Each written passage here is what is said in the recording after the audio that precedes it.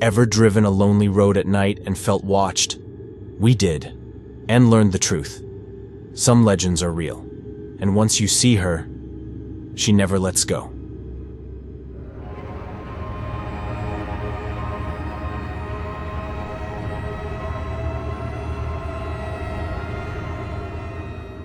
It all started on that cursed night in 2019. Ethan and I had just wrapped up a business trip to the suburbs and were heading home.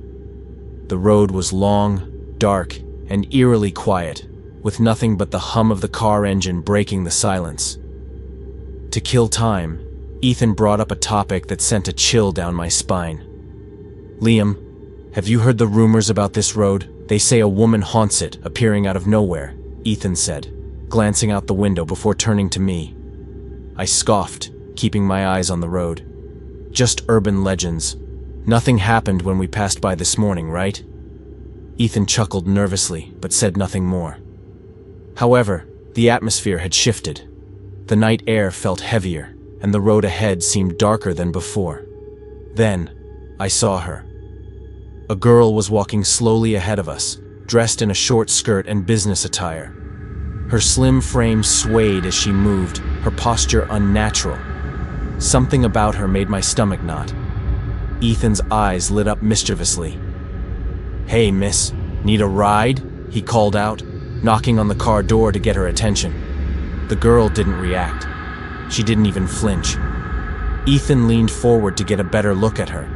Suddenly, he gasped and fell back into his seat, his face drained of color. His lips quivered, eyes wide with horror. "Liam, drive. Now!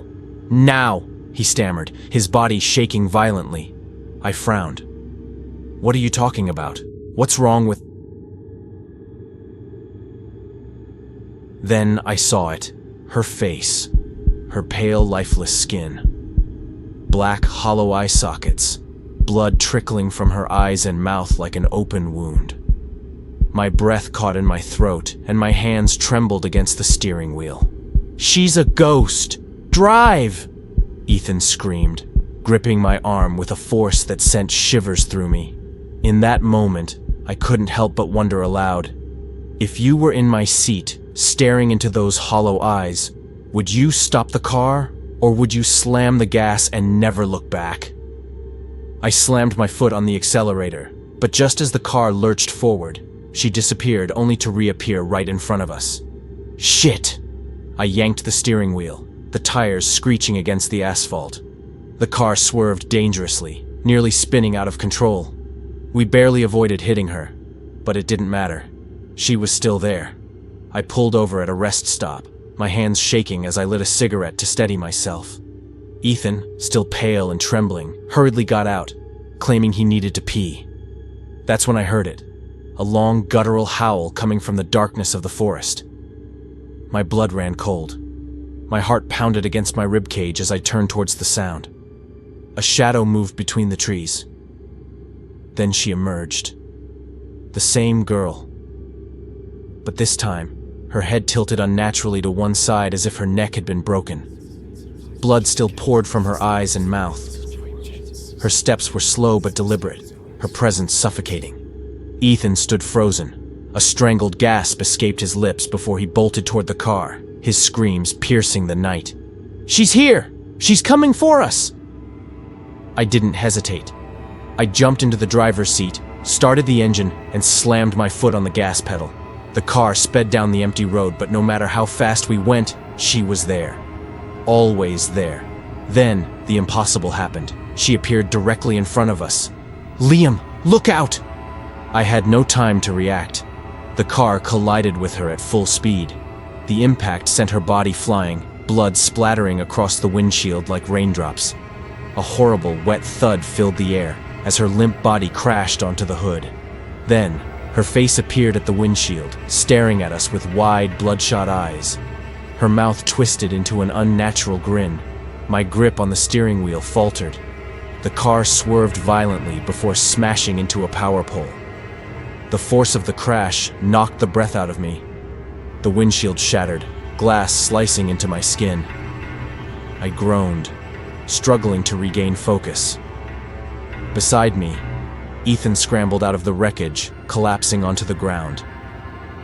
But when he looked up, his face twisted in sheer horror. No. No. No exclamation mark. I followed his gaze. She was floating towards him. Her mouth opened impossibly wide, revealing a crimson tongue that dripped with blood. Her twisted fingers reached out, nails as sharp as daggers. Ethan let out a guttural scream. Then, everything went black. When I came to, everything was silent. The air was thick with the scent of blood and gasoline. I turned my head painfully, searching for Ethan. But I already knew the truth. He was gone.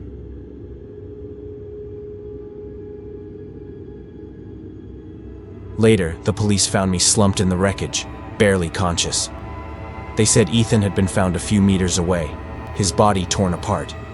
They ruled it as an accident. But I knew better. She had taken him. Even now, years later, I still see her in my nightmares. That bloodied face, those hollow eyes, that sinister grin. And sometimes, when I'm alone on a quiet road at night, I hear the whisper of her voice. I'm still here.